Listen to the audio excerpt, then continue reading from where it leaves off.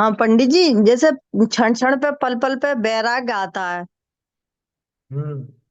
पर वो स्थायी हो जाए तो ठीक है, पर क्षण क्षण पे आता रहता है। तो अच्छी बात है ना, तो उसमें क्या दुख है। क्षण क्षण में वैराग्य अगर आ रहा है, ये तो अच्छी बात है। विरक्त हो। वैराग्य में गड़बड़ क्या है? भाई वैराग्य तो गड़बड़ आना नहीं ही चाहिए। है, स्थायी हो हम्म। जाना चाहिए, क्षण क्षण आता है बस। हाँ, तो इसके लिए तो आप उपाय करो। भाई जो विचार तात्कालिक है, क्षणिक है, थोड़ी देर के लिए आता है, उसको कैसे अपन लंबा चलाएं, तो उसका एक ही तरीका है। देखो, जैसे कोई भी काम अपन करते हैं, तो उस काम संबंधी विचार अपने दिन भर चलते रहते, दिन भर वही विचार चलते, जिसका जो भी काम हो। जैसे कोई गृहिणी है, वो अपना घर संभालती है ना, तो उसको दिन भर कैसे विचार चलते रहते हैं। अरे अब ये खाना बनाना है, अब नाश्ता बनाना है, बच्चे स्कूल से आ जाएंगे, उनकी तैयारी करनी है, अब ये करना है, 4 बज गए, चलो रसोई में, चलो अब रसोई का काम करना है। ये सब होता है ना। कोई हम्म। व्यापारी है तो उसको व्यापार संबंधी विकल्प चलते हैं। कोई मकान का काम छेड़ रखा है, तो दिन भर वही चलेगा, मकान की ये ऐसा करना, वैसा करना, ये लाना, वो लाना, तरह तरह की चीज। तो ऐसे इसका भी करो। देखो, उसको अपनी एक जिम्मेदारी अपने, जैसे दूसरे कामों में अपन ने सोच रखा है कि इसके बिना काम नहीं चले, ऐसा ही यहाँ चले कि इस विरक्ति के बिना काम नहीं चलेगा। ये तत्व ज्ञान के बिना काम नहीं चलेगा, तो बार बार आपको विकल्प उठेगा, बार बार तत्व विचार होगा, बार बार भेद विज्ञान की तरफ दिमाग जाएगा, और विरक्ति बार बार बढ़ेगी। क्योंकि भेद विज्ञान होगा तो विरक्ति आएगी आएगी, बिना भेद विज्ञान के विरक्ति आती नहीं। और भेद विज्ञान होने पर विरक्ति आती जरूर है। क्या? दोनों बातें हम्म। समझना। हाँ। हाँ, समझ लीजिए। बिना भेद विज्ञान के विरक्ति कभी आ नहीं सकती। क्योंकि भिन्न नहीं जानोगे तब तक राग द्वेष करो, और भिन्न जान लिया तो विरक्ति आएगी ही आएगी। ये मेरे है ही नहीं, क्या करूं इनका। समझ में आई बात? तो दोनों बातें हम्म। हैं। भले वो कितनी भी हो, तो उपाय एक ही, निरंतर तत्व विचार कीजिए। उसको जरूरी पं- मान के कल चलिए कि इसके बिना काम नहीं होना। पंडित जी, एक जो ऐसा। भजन सुना था इसमें, महलों का सुख छोड़कर जिन बरों के मार्ग पर बढ़ चले मुन। तो उस दिन तो इतना बहरा गाया, ऐसा लग रहा है जी नश्वर वैभव सब छोड़ दें, पर जाएं तो जाएं कहाँ, घर में ही कर सकते हैं देखो, वो विकल्प जो आया ना, उसको हाँ। खत्म मत होने देना। वो क्या है, हाँ। जैसे अंगारा दबा रहता है, जलता हुआ अंगारा राख में दब जाए, लेकिन वो उसकी, वो खत्म नहीं होनी चाहिए आज। तो ये चिंगारी, हाँ। विरक्ति की भावना खत्म नहीं होनी चाहिए। क्या आया समझ? और उसका सीधा एक ही उपाय है, तत्व विचार कीजिए, निर्णय कीजिए ना, निरंतर तत्व का अभ्यास करोगे तो ये बढ़ती रहेगी भाव, है ना। ये बात है। ठीक। बोलिए।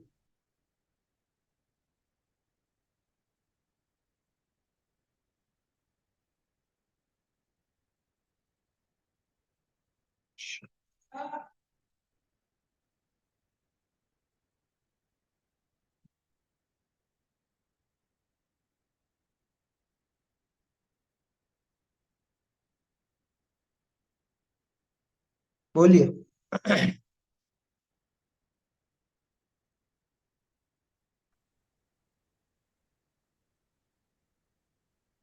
रत्नगण श्रावक का सार में 154 नंबर पेज पे 3 दोहा लिखे हैं, उसके अर्थ। अब मेरे सामने अभी पुस्तक नहीं है। एक हम सेकंड। पढ़ सकते हैं। एक सेकंड में पुस्तक खोल लेता हूँ।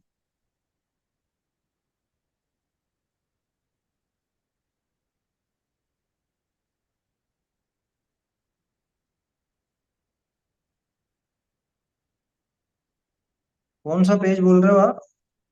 154।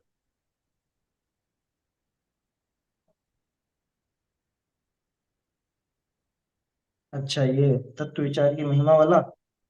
हाँ जी, गगन मंडल अद्वीत कुआं। अरे देखो, गगन मंडल में अधविच कुआ, वहां है अमी का वासा, है अभी नहीं है, अमी है। अमी का वासा सुगुरा होए सो भर भर पीवे, निगुरा जावे पियासा। गगन मंडल में गौआ बियानी, वसुधा दूध जमाया, माखन था सो बिरला, माखन था सो बिरला रे पाया, जगत छाछ भरमाया। और आत्म अनुभव रस कथा, प्याला पियो न जाए, मत वाला तो बही पढ़े, ज्ञानी पढ़े पचाए। ये उलट बासियां कहलाती हैं। उलट बासी का अर्थ है कि मतलब जैसी सिर्फ एक कल्पना है, लेकिन उसका अर्थ बहुत गंभीर है ना। वास्तविकता में ऐसा होता नहीं है। अब देखो, गगन मंडल में कोई कुआं, गगन मंडल आकाश, आकाश में कोई कुआं हो सकता है क्या? कभी नहीं होता। लेकिन ये एक ऐसी कल्पना करके वो वस्तु को समझाने का उपाय किया जाता है। गगन मंडल में अद्विज कुआं, ये गगन मंडल आत्मा, आत्मा रूपी गगन मंडल के बीचों बीच, है ना, अद्विज यानी बीचों बीच एक कुआं है। तहा है अमी का वास, अमी यानी अमृत, वहां पे अमृत का वास है ना, उसमें अमृत भरा हुआ है। सुगुरा होए सो भर भर पीवे, और जो सुगुरा होता है, सुगुरा यानी जो जिसको सुगुरु की शरण मिली है, जिसे सुगुरु मिल गए हैं, वो तो भर भर पीवे। वो तो उस कुएं में से, अमृत के कुएं में से अमृत निकाल निकाल करके बारंबार पीता, बहुत पीता। और निगुरा जाए प्यासा, जिसको सच्चे गुरु की शरण नहीं मिली, जिसे सच्चे गुरु प्राप्त नहीं हुए, वो प्यासा का प्यासा ही रह जाए। आया समझ? ये तो पहले। और देखो, गगन मंडल में गौआ बियानी, गगन मंडल में एक गाय ब्याह गई। गाय का ब्याना समझते हैं? गाय बछड़ा देती है, यानी बछड़े को जन्म देती है, उसको बोलते हैं ब्याह। ठीक है। अब जब गाय ब्याती है, उसके बाद ही वो दूध देने लगती है ना। दूध तभी देती है जब वो बछड़ा हो जाता है। तो गगन मंडल में गौआ बियानी। अब वो आकाश में गाय ब्याही, ठीक है, और उसका दूध, वो कहा वसुधा दूध जमाया, धरती पे उसका दूध जमाया गया। माखन था सो बिरला रे पाया। अब वो जो दूध जमाया था, मतलब दही जमाया पहले, उसके बाद फिर उसका मक्खन वगैरह जो भी निकालते हैं, तो माखन था सो बिरला रे पाया, यानी कहने का अर्थ है कि सारभूत वस्तु, सार सार की वस्तु तो किसी बिरले जीव ने ही पाई। और जगत छाछ भरमाया, जो सारा जगत है वो छाछ में भ्रमित हो गया, उसमें संतुष्ट हो गया। मक्खन तो किसी बिरले जीव को ही मिला, क्योंकि सार तो जरा सा निकलता, और बाकी छाछ बहुत होती है, बाकी फालतू चीज बहुत है। जो टोडरमल जी ने लिखा कि निश्चय उपदेश का तो श्रद्धान नहीं करता, व्यवहार उपदेश का श्रद्धान करके अतत्व श्रद्धानी ही बना रहता। वही बात है ये। जो बिरले हैं उस निश्चय उपदेश का श्रद्धान कर पाते, और बाकी उस व्यवहार उपदेश में मगन हो जाते, उसी में मस्त हो जाते। समझ में आई बात? माखन था सो बिरला रे पाया, जगत छाछ फरमाया। आत्म, ये जिनवाणी की बात है क्या, है ना। गगन मंडल में गौआ भी, यानी देखो, गो शब्द जो है ना, गो शब्द वाणी के लिए भी आता क्या। अब सोचो गगन मंडल में कैसे बैठी, ऐसे बैठी कि ये दिव्य ध्वनि कहाँ से खिरी। ये खिरी कितना, 2000 धनुष, कितना था वो, 2000 धनुष ऊपर। आया समझ? इतनी ऊंचाई पर से, आया समझ? दो, कितना था वो, 20,000 सीढ़ियां है ना, 20,000 सीढ़ियां रहती हैं। मैं संख्या भूल गया, 5,000 धनुष, 2,000 धनुष नहीं, 5,000 धनुष। तो जहां इतनी सीढ़ियां हैं, 20,000 तो सीढ़ियां, तो आकाश में 5,000 धनुष ऊपर वो दिव्य ध्वनि खिरी। ये है गगन मंडल में गौआ भी, यानी गो, गो यानी वाणी भी होता है, गो यानी गाय भी होता है ना। तो गो शब्द वाणी के लिए भी आता है। तो वो जो वाणी है वो तो आकाश में, और उसका दूध कहाँ पे जमाया गया? वो जमीन पर। किसने जमाया? गणधरों ने। द्वादशांग की रचना हुई ना, देखो भगवान की वाणी तो वहां से खिरी, ठीक है, 5,000 धनुष ऊपर, और जमीन पर बैठ करके यहाँ पे उस दिव्य ध्वनि को सुन करके उसको गूंथा। ये हो गया उस गाय का जो दूध निकला, उस दूध का जमाना। ठीक है। अब उस पूरी द्वादशांगमयी जिनवाणी में से माखन था सो बिरला रे पाया। निश्चय उपदेश की प्राप्ति तो, असली उपदेश की प्राप्ति तो बिरले जीवों को ही हुई, और बाकी का जगत वो छाछ में ही भरमा गया। वो शुभ राग आदि की बातों में, व्यवहार की बातों में, इसमें ही संतुष्ट होकर के बैठे। समझ में ही बात, ये उलट बासियां बहुत गहरी होती हैं, है ना। दिखने में तो बड़ी अजीब सी लगती है कि ये क्या लिखा है, लेकिन अर्थ बहुत गहरा होता है। और देखो, आत्म अनुभव रस कथा, आत्म अनुभव के रस की कथा, रस की कथा का प्याला पियो न जाए। वो प्याला ऐसा है कि वो आसानी से पिया नहीं जाता। मत वाला तो वही पढ़े, कोई मत वाला अगर उसको पी ले, मिथ्या मान्यता वाला अगर आत्मानुभव की रस कथा का प्याला पी ले, तो क्या होगा कि वो तो बह पड़े, बह जाएगा, स्वच्छंदी हो जाएगा, निश्चयभाषी हो जाए। और ज्ञानी पढ़े पचाए, और ज्ञानी उसको पचा लेता। एक ज्ञानी के बस की बात है कि वो आत्मानुभव के रस की कथा को अच्छे से पी भी लेता है और पचा भी लेता है।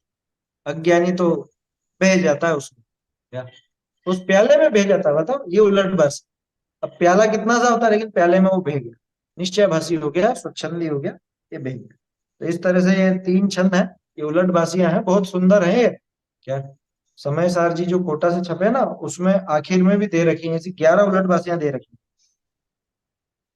चलिए ठीक है, ये है ना, स्पष्ट हो गया होगा मेरे ख्याल से। बोलिए। जैसे आज महावीर जयंती है ना, वैसे कोई भी जयंती होती है, ऐसा कुछ होता है ना, तो जल्दी से जाने का भाव नहीं आता। और व्यवहार की हम्म। जितनी वो क्रिया होती है, जैसे विधान 8-9 मतलब 5-6 घंटे चलता है, तो शुरुआत शुरुआत में ठीक है जाना चाहिए, लेकिन अब ना एकदम से वैसे भाव नहीं बनते ज्यादा देर तक। और बैठे रहने के बाद ना विकल्प इतने शुरू हो जाते हैं ना आने, कि शुभ तो हट ही जाता है उस टाइम पे, अशुभ अच्छे से आने लगता है। विधान में बैठे, मंदिर में बैठे हुए ऐसे होता है बहुत बार। कभी साउंड के लिए होता है, तो कभी ऐसे भाव आते हैं कि यार क्या मैं बैठ गई विधान में, इससे अच्छा तो बैठ के मैं स्वाध्याय ही कर लेती। तो ये सब भाव आने गलत है क्या? और जैसे आज महावीर जयंती है, जुलूस में जाना चाहिए, तो नहीं भाव आते ऐसे, ऐसा बनता है इससे अच्छा तो मैं आराम से घर पे बैठ के अपना स्वाध्याय कर लूं। तो ऐसे भाव आ देखो जाते, तो इसमें ये ऐसा है, गलत।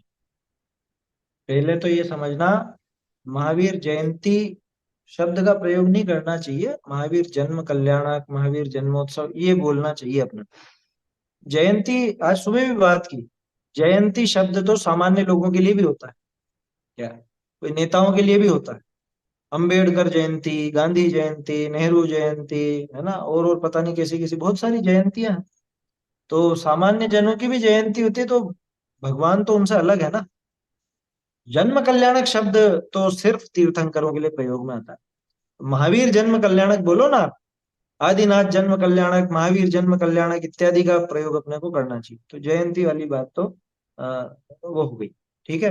दूसरा जो आपका प्रश्न था कि वो उन चीजों में जाने का भाव नहीं आता, अब देखो, इसमें सावधान रह करके विचार करना, क्या है कि वो चीजें छोड़ करके, यानी मंदिर के जैसे पूजा विधान आदि की बात की आपने, उनको छोड़ के आप क्या कर रहे हो, उनको छोड़ के अगर स्वाध्याय करो तो ठीक है, अच्छी बात है। ऊंची क्रिया के लिए कोई क्रिया छोड़ी जाए, मतलब उससे ऊंची क्रिया के लिए कोई क्रिया छोड़ी जाए, तब तो कोई दोष नहीं। लेकिन उसे छोड़कर पाप में ही प्रवृत्त हो, तो गड़बड़ है। क्योंकि देखो, स्वच्छंदी को भी ऐसा ही विचार आता है कि ये तो सब विकल्प है, इनमें क्या लगना है। और शुभ भाव में क्या अटकना है, शुभ भाव तो बंध का कारण है। समझ में ये बात, लेकिन खुद को, ये तो आपको खुद को टटोलना है कि वो शुभ छोड़ करके क्या मैं अशुभ भाव में लग रहा हूं, ये खुद को देखना पड़ेगा, है ना। और शुभ की वृत्ति छोड़ करके क्या मेरी वृत्ति अशुभ की तरफ बढ़ रही है, ये विचार कर। हाँ, एक चीज और है, जैसे अ, मान लो जो आयोजन है वो कुछ विपरीत ढंग से हो रहा है, जिसमें समझ लीजिए राग रंग की अधिकता है, हल्ला गुल्ला ज्यादा है, भक्ति का, समझ लीजिए भक्ति तो है नहीं, और दूसरा दिखावा ज्यादा है, तो फिर उससे तो कोई मतलब निकलता नहीं है ना, उसे तो छोड़ने में। और स्वाध्याय करो, लेकिन, है ना, स्वाध्याय करो या अपनी तरफ से जैसा भी अपने को पूजन आदि करनी वैसा करो। क्योंकि बहुत से लोग पूजा के नाम पे व्यर्थ का आडंबर भी बहुत करते हैं, दिखावा भी बहुत करते हैं, और हल्ला गुल्ला भी बहुत करते हैं। वहां पूजा तो होती नहीं है, फिर विकल्प दूसरा आता है। तो उससे अच्छा तो खुद की पूजा कर लो, या स्वाध्याय आदि करना हो स्वाध्याय करो, ऐसा वहां तो समझना चाहिए। उतनी देर तक ना 4 घंटे तक सच बताओ तो उपयोग बिल्कुल नहीं टिकता। और 1 घंटे या 1 से 2 घंटे हो गया तो ठीक है, लेकिन बाद में फिर जो पढ़ते हैं ना, जैसे विधान की पुस्तक में से जो पढ़ते हैं, वो पढ़ने पढ़ने में फिर ऐसे बस अब फटाफट रीड लगा लो, फटाफट सब रीड हो जाए, हाँ ये कंप्लीट हो, ऐसे भाव आने वो शुरू। थक जाते हो। ये तो होना ही नहीं चाहिए वास्तव में। वहां तो थक जाते हैं लोग बाग। ये समस्या आपकी नहीं है। गिने चुने कुछ लोग होंगे जिनको विधान आदि का बहुत रस है, वो आखिर तक बहुत झूम झूम के करते हैं। उसके चक्कर में तो लोगों को ज्यादा संगीत ऑर्केस्ट्रा और ये सब बुलाने पड़ते हैं, फिर बीच में वो भजन गाने पड़ते हैं। देखो मैंने एक चीज देखी अभी अष्टानिका में, मैं देवलाली गया था, तो वहां बहुत बढ़िया सिस्टम था। फिक्स टाइम से चलता था वहां पे। जैसे मान लीजिए 7:15 7:15 बजे पूजन प्रारंभ हुई, तो 8:30 बजे माने 8:30 बजे बंद हो गया। विधान होता था, प्रवचन सार मंडल विधान चल रहे थे, और जहां तक हुई वहां पे समाप्त किया, अगले दिन वहां से प्रारंभ, ताकि आकुलता नहीं हो। आया समझ में? अगर आकुलता होती है तो ये 2 घंटे बैठने के बाद आप वो 3 घंटे 4 घंटे बोल रहे हो, या 2 घंटे भी जैसे बैठ रहे हो, और उसमें आकुलता होती है, तो वो उचित नहीं है। मतलब वहां पे फिर आकुलता तो फिर व्यर्थ के बंध का कारण होगी, और वहां पे अशुभ भाव भी होंगे। उससे अच्छा तो आप खुद की कर लो, स्वाध्याय कर लो, वो ज्यादा उचित। और मन लगता है तो करो, मन लगता है ज्यादा में तो करो, कोई दिक्कत नहीं है। कुल मिला के अपने को अपने भावों को टटोलना है कि कहीं मेरा मन इसलिए तो नहीं लग रहा कि मुझे कुछ और काम करना है, इससे अच्छा तो मैं घर पे टीवी देखूं जा करके, इससे अच्छा तो नहीं कुछ नहीं, मोबाइल चलाऊं थोड़ी देर। वो नहीं होना चाहिए, है ना? ध्यान रखना, ऊंची कार्य के लिए अगर कोई काम छोड़ो तो समझ में आता, लेकिन वो ऊंचा काम छोड़ के और पाप में ही बुद्धि जाए, तो वो उचित नहीं है, उसका पक्ष नहीं लिया जा सकता, है ना? ऐसा, ठीक है। तो ये भाव गलत तो नहीं है ना? मतलब मैं किसी को सजेस्ट नहीं कर रही हूँ, ये मैं अपने भाव के हिसाब से बोल रही हूँ, जैसे मुझे उसमें थोड़ा हाँ, और कम खुद वो आप रहता टटोलो कि अगर वहां पे आकुलता ज्यादा होती है, होगी सही, अगर वो उसमें मन कम लगता है तो आकुलता भी ज्यादा होगी, लेकिन बस ये समझना कि उसको छोड़ करके फिर ऊंची क्रिया, स्वाध्याय आदि की, तत्व विचार की, चिंतन की, चर्चा की, वो क्रिया हो तो ठीक है ना? उसी कंडीशन में उसको ठीक कहा जाएगा, ऐसा समझना। है। एक छोटा क्वेश्चन पूछ लूं? हाँ बोलिए। जैसे बहुत बार प्रयत्न से बैठते हैं, क्या चिंतन करना है, आंख बंद करके भी बैठे पद्मा के चिंतन करूँ, कुछ सोचूं, तत्व चिंतन या वो करूँ, तो बहुत बार ऐसा था ना कि अभी मन ही नहीं कर रहा, अभी सोचने का ही मन नहीं कर रहा है, आंख बंद करने का भी मन नहीं कर रहा, और सोचते तो उस टाइम पे क्या बुद्धिपूर्वक थोड़ा और प्रयास देके सोचना चाहिए, कि उस टाइम पे चिंतन नहीं देखो जैसे कुछ ऐसा पढ़ा। है, इन्हीं चीजों के लिए किसी का आलम्बन लिया जाता है। अकेले बैठ के नहीं कर पा रहे हैं, अकेले बैठ के या विचार नहीं कर पा रहे हैं, तो उसके लिए तो जिनवाणी है। एक पेज खोल करके बैठो, उसको पढ़ो, अपना विचार चलने लग जाए। भाई पूजा में द्रव्य का जो आलंबन लिया जाता है वो किस लिए लिया जाता है? इसीलिए तो कि मन लगा रहे। ये आलंबन है, जिनवाणी भी आलंबन है ना? जब अपने आप को विचार नहीं चल रहा है तो जिनवाणी निकालो, मोक्षमा प्रकाशक का कोई पेज खोल लो, उस संबंधी विचार चलेगा। ऐसा है। थैंक बोलिए।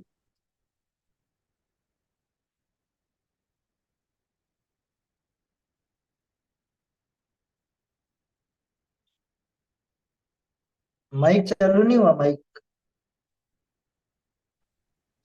हाँ जय जिनेन्द्र पंडित जी, थोड़ा सा टॉपिक अलग है। मुझे ना ये पूछना था हाँ। कि सपोज कोई क्लोज रिलेटिव है, लेकिन जिनको हमने सालों साल से नहीं देखा, जानते नहीं है, हम्म। पहचानते नहीं। सपोज वहां कोई ऐसे कोई ट्रेजेडी हो जाती है, कोई डेथ हो जाती है, तो मतलब वो हमें क्या, हमें फॉलो करना चाहिए? और एक दूसरी ये बात कि मतलब कोई जरूरत नहीं है। ये भी बोला कि हमें बता क्यों दिया, बेकार हमारे इतने दिन खराब हो गए। हाँ, मतलब क्या क्यों खराब हुए? कोई स्वाध्याय की मना नहीं है उसमें, ये मैं खुल के बोलता हूँ आपसे। हाँ, यही संयम पूछना। प्रकाश में, शुद्ध श्रावक धर्म प्रकाश में, मूलाचार में इस सूतक पतक के संबंध में स्पष्ट निषेध। स्वाध्याय करने की कोई मना नहीं। हाँ थोड़ा इसमें पहले भी अपन वैसे तो बात कर चुके हैं। भाई शारीरिक अशुद्धि संबंधी अशुद्धि को स्वीकार कर। बाकी जैसा आप कह रहे हो कि बरसों से उनको देखा भी नहीं, मिले भी नहीं, कुछ भी नहीं हुआ, बस परिवार के हैं पुराने, हैं, कुनबा होता है ना, अपना बड़ा परिवार होता है, तो उसमें काका बाबा के कोई तो कुछ भी नहीं है दिक्कत उसमें, आप स्वाध्याय कीजिए, कोई वहां पे कुछ ऐसी दिक्कत नहीं। और सूतक पातक संबंधी जितने भी नियम चलते हैं सब अन्य मत से आए हुए हैं। इसके संबंध में मैंने पहले भी बताया था आप लोगों को, एक पुस्तक भी ऐसी मिली थी जिसमें वो सारी क्रियाएं जो जो ये बोलते हैं 10 दिन ये और 12 दिन ये, और समाज में अगर कुछ ऐसी बात हो कि अरे तुम मंदिर में ये मत करना वो मत करना, ये ठीक है नहीं करेंगे, हम द्रव्य से पूजा, हम भाव से कर लेंगे, भाव पूजा की कौन मना कर सकता है, मंदिर जाने का तो निषेध है नहीं। संयम प्रकाश का पेज नंबर मुझे अभी ध्यान नहीं आ रहा, नहीं तो मैं भी बताता। थोड़े थोड़े दिन पहले भी एक चर्चा हुई थी, उसमें भी उनको वो उसके प्रमाण वगैरह दिए थे मैंने। तो कोई दिक्कत नहीं है ना, उसमें घबराने की कोई आवश्यकता नहीं है, कोई अशुद्धि नहीं है उसमें। किस बात की अशुद्धि? शारीरिक अशुद्धि हो तो जिनवाणी से थोड़ा मतलब विनय रखने के लिए उस हिसाब से रखना, बाकी इसमें तो कोई ऐसा पता ही नहीं चल रहा। अरे भाई आपको वो सूचना मिली, ठीक है ना, मुझे ये बताओ वो सूतक कब से लगा? वो सूचना मिलने से लगा या मरने से लगा? जब मरे तब लगा या जब सूचना मिली तब लगा? ठीक है, तो अब मान लो आपको तो एक दिन बाद सूचना मिली, तो सूतक तो एक दिन पहले लग चुका अगर मरने से है तो। अब वो एक दिन आपने जो क्रिया की स्वाध्याय आदि की, उसमें पाप लगा या पुण्य? उसमें पुण्य लगा या पाप लगा? और अगर वो पुण्य लगा तो अभी करोगे तो उसमें क्या पाप लग जाए? खबर ही तो सुनी है आपने, कौन सी अशुद्धि आ गई? वहां के परमाणु आ गए क्या यहाँ पर? ऐसा तो कुछ भी नहीं। तो शारीरिक अशुद्धि का, जैसे मान लो कोई मरा और वहां पे हम गए, उनसे छुए भी सही, कंधा वगैरह भी दिया है, जो भी किया, जलाने भी गए, तो वो अशुद्धि जरूर मानना, तो आकर के वो नहा धो लेते हैं, नहाने धोने के बाद मंदिर हुआ, तो उसमें कोई ऐसी दिक्कत वाली बात है ना। स्वाध्याय के लिए कोई निषेध नहीं है ना। बाकी सामाजिक जो व्यवस्था हो, है ना, जैसे वो कि द्रव्य नहीं लेना, मंदिर का ये काम में नहीं लेना, वो नहीं लेना, तो वो आप आपके हिसाब से देख लेना। बाकी स्वाध्याय जो मूल चीज है, क्योंकि देखो ऐसे समय पर चित्त को स्थिर करने के लिए भी स्वाध्याय ही काम आती है। मैं खुल के कह रहा हूं आपसे, बिल्कुल उसमें संशय मत रखना। हमारे दादा दादी गुजरे थे तब हमने स्वाध्याय करी थी, हमने स्वाध्याय चले, घर वाले सब बैठते थे, ये हमारी बुआएं भी जुड़ी हुई हैं, ये सब भी बैठी हैं, हमने स्वाध्याय करी, क्या दिक्कत है? आया समझ में? तो इसलिए उसमें शंका नहीं रखना, सिद्धांत ग्रंथों का जरूर थोड़ा वो अलग रखना। बाकी देखो अध्यात्म और वैराग्य की कहीं पर भी मना नहीं, किसी भी समय मना नहीं, किसी भी क्षेत्र में मना नहीं। हाँ, शारीरिक अशुद्धि नहीं होनी चाहिए, वो विनय की दृष्टि से बस इतना सा। वो आपको वहां पे अगर समाज में ऐसा झगड़ा है कि मंदिर में यूं नहीं करना वो नहीं करना, तो मंदिर में मत करो, घर पे कर लो, क्या फर्क पड़ता है ना। मतलब सामाजिक झगड़े से बचने के लिए, बाकी उसमें कोई ऐसी दिक्कत वाली बात नहीं। मैं खुल के कह रहा हूं, आप किसी भी ग्रंथ का प्रमाण ला करके बताओ मुझे, जहां किन्हीं आचार्य ने कहा हो कि नहीं ऐसा करना चाहिए, ये 10 दिन का या 12 दिन का ये काम करना और ये काम नहीं करना, ये बताओ, ला करके बताइए। नहीं मिलेगा ना। सूतक है ना, सूतक और पातक तो नाम है ना। कोई पैदा होता है तो उसको उसके उस काल को बोलते हैं सूतक, और कोई मरता है तो उस समय के काल को बोलते हैं पातक, ठीक है ना। और कि इतने दिन का मानना, जैसे मान लो गर्भवती और वो जन्म हुआ बच्चे का तो 45 दिन का सूतक मानते हैं, तो सूतक में क्या मानते हैं? ये घर वाले कुछ नहीं पढ़ेंगे करेंगे? अरे 45 दिन तक उसको अशुद्ध माना जाता है, वो मंदिर वगैरह नहीं जाती, उसके बाद मंदिर जाती है ना, ये है उसका अर्थ, ऐसा अर्थ। या 10 दिन का बाकी के घर वाले भी वो शारीरिक अशुद्धि, क्योंकि बार बार छूना करना वो सब होता है, तो शारीरिक अशुद्धि की वजह से। आया समझ में? तो और जो भी पातक में भी बताया कि भाई 10 दिन या 12वां, तो वो 12वां की क्रिया जब करनी हो 12 दिन में वो करो, सामाजिक व्यवस्था वाली बात है। और कौन रुकता है आजकल, सब तीसरे में 12वां कर देते हैं। तीसरा भी कहाँ करते हैं, 3 दिन पूरे थोड़े ना होते हैं। अभी रात को कोई मरा तो परसों तो तीसरा हो जाएगा ऐसा कर देते हैं। और 3 दिन भी नहीं रखा उन्होंने, 2 दिन ही नहीं रखे कभी कभी, ऐसा हो जाता है। तो उसमें कोई दम वाली बात है नहीं। भाई देखो जिनवाणी तो हर समय हर दशा में अपने को संभालने का साधन है, अगर इसी को दूर कर दिया जाएगा तो फिर तो जीव संभलेगा कैसे, ये बताओ। शारीरिक अशुद्धि का जरूर वहां पे अपने को विचार करना चाहिए। पलंग पर पड़े पड़े बीमार पड़े हुए हैं तो अपने को जिनवाणी नहीं लेना करना, या समझ लीजिए और भी जो अपने ऐसी दशा हो, अपना स्वास्थ्य खराब है या अपन अस्पताल में है ना, या जैसे महिलाओं को अशौच रहता है, शारीरिक शुद्धि नहीं रहती, उस समय अपने को ये विनय रखनी, कुल मिला के बात है। इतनी सी, बाकी और तो कोई दम भेद नहीं उसमें। ठीक है, समय हो गया है अपना और चर्चाएं भी हो गई, समाप्त करते हैं। चैतन्य का स्मरण प्रतिक्षण ही करो रे, भव के अनंत दुख को क्षण में हरो रे। अक्षय धान पाओ, गाओ अरे नित इसी के गीत गाओ। निज निधि निज में बताई, यह अनंत उपकार है, इसके लिए जिन वाणी माँ को वंदना शत बार।